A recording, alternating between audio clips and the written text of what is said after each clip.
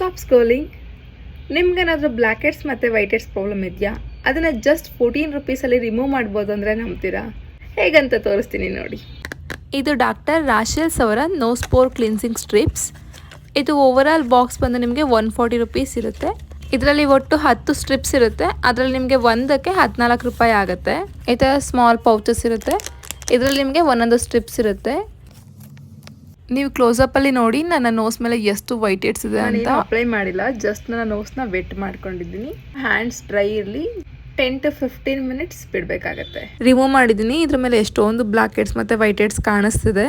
Camera ಅಲ್ಲಿ ಅಷ್ಟು clear ಆಗಿ ಕಾಣ್ತಿಲ್ಲ. ಅಬ್ಸರ್ವ್ ಮಾಡ್ಬೋದು, ನೀಟ್ ಫಿನಿಶ್ ಆಗಿದೆ. ಒಂಥರ ಸ್ಮೂತ್ ಎಫೆಕ್ಟ್ ತರ ಫೀಲ್ ಆಗ್ತಿದೆ. ಏನಕ್ಕಂದ್ರೆ ಅದಿರುವಂಥ ಡೆಡ್ ಸ್ಕಿನ್ ಆಗಿರಲಿ, ವೈಟ್ ಹೆಡ್ಸ್, ಬ್ಲ್ಯಾಕ್ ಹೆಡ್ಸ್, ಗಲೀಜೆಲ್ಲ ರಿಮೂವ್ ಆಗಿದೆ ಕಂಪ್ಲೀಟ್ಲಿ. ಹಾಗಾಗಿ ಅದು ಫ್ರೆಶ್ ಕಾಣ್ತಾ ಇದೆ. ಸೊ ಹೋಪ್ ನಿಮಗೆ ಈ ವಿಡಿಯೋ ಹೆಲ್ಪ್ಫುಲ್ ಆಗಿದೆ ಅನ್ಕೋತೀನಿ. Thank you for watching.